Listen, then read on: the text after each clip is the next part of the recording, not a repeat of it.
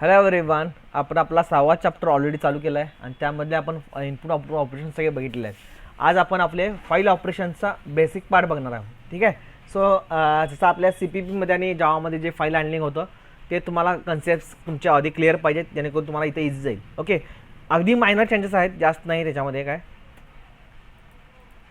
Okay, so नाव आतापर्यंत आपण जे काय प्रोग्रामिंग करत होतो, ठीक आहे, that take input from the console and write back to the console. Okay, म्हणजे आपण जे काय इनपुट घेणार ते सगळं कन्सोलमध्ये आपण घेत होतो आणि कन्सोलला डिस्प्ले करत होतो. समजा आपल्याकडे जर ह्यूज डेटा असेल, ठीक आहे, समजा आपल्याकडं एक 50 लाईनचा डेटा डिस्प्ले करायचा असेल, ठीक आहे, किंवा 50,000 लाईनचा जर कोड आपल्याला डिस्प्ले करायचा असेल आउटपुट, सो त्या केसमध्ये आपलं कन्सोल काम करत नाही.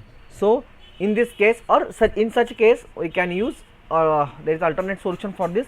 This is the file handling. Okay, so here not enough only to display the data on the console, that's why we are going for the file handling. Okay, so data displayed to the may be very large, that is आता आपण जे discuss केलं ते only a limited amount of data can be displayed on the console. Okay, so again one more thing, memory is volatile.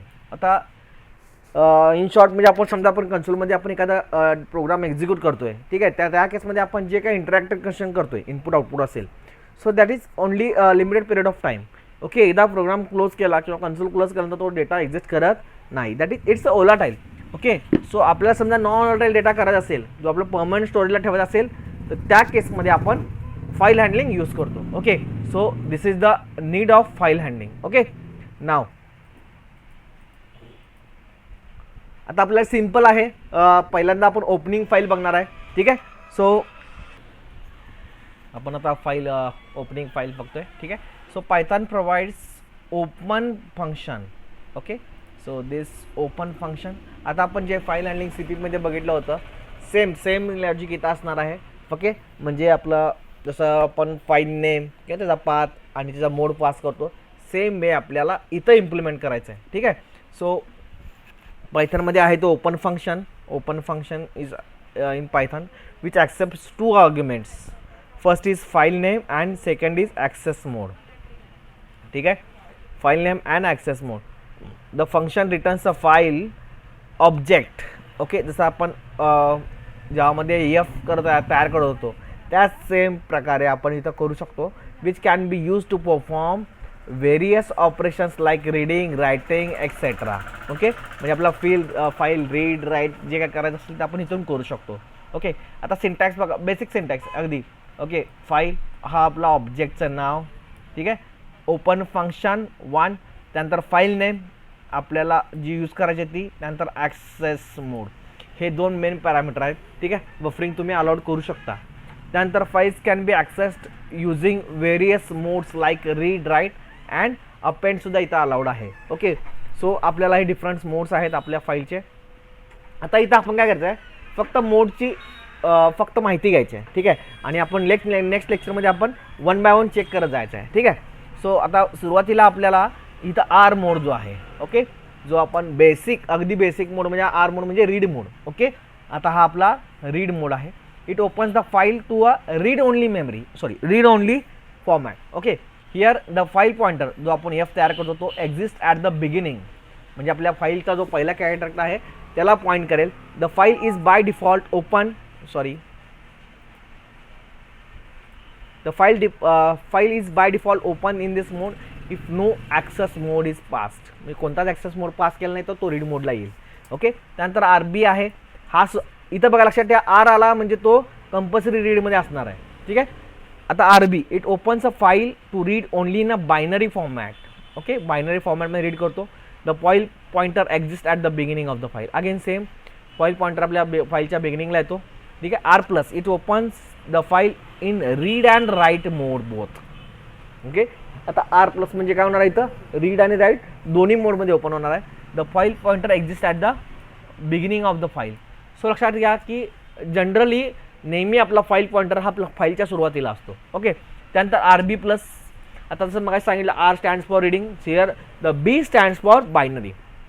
Okay, तसा इथं R+चा main purpose आहे read राईटसाठी आहे. सेम आपल्याला इथं file read and write in both in binary format, म्हणजे read होणार राईट होणार पण बायनरी फॉर्मॅटमध्ये होणार. ठीक आहे, so just second.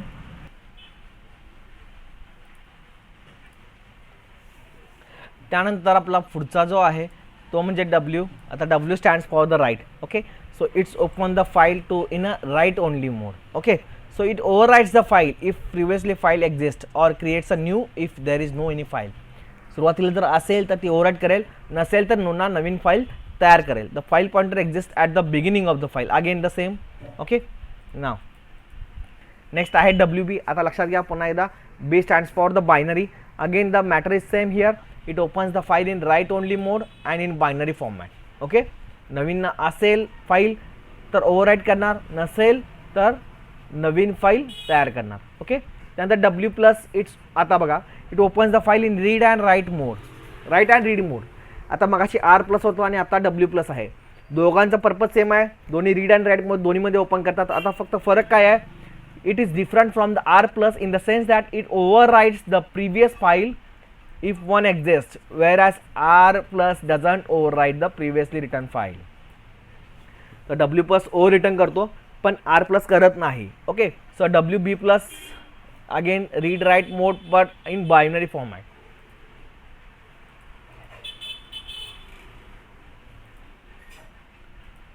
Now next is, sorry, here is A. Again A stands for append mode. Okay, it opens the file in append mode आणि जो पॉइंटर आहे तो आपल्या बिगिनिंगला असेल आणि if file exist any. Okay, त्यानंतर A B. Again B stands for binary. Append मोडमध्ये बायनरी फॉर्मॅटमध्ये ओपन करणार. ठीक आहे, the pointer exist at the previously written file. Okay, इथं आता अपेंडमध्ये काय होतं की आपला जो फाईल पॉइंटर आहे तो आपल्या फाईलच्या एंडला असतो. ठीक आहे, रीड राईटमध्ये सुरुवातीला असतो, इथं अपेंडमध्ये शेवटी असतो, जेणेकरून पुढचा जो कंटेंट आहे तो तिथून पुढे कंटिन्यू होईल. आता ए प्लस म्हणजे काय होणार, अपेंड अँड रीड मोड दोन्ही. ओके, आणि A B plus there is append, binary and both mode. Okay, so this is the end of our file mode or the mode in which we can open the file. Okay, so we'll stop here for the today, and in the next lecture we will see the further functions. Okay, so thank you.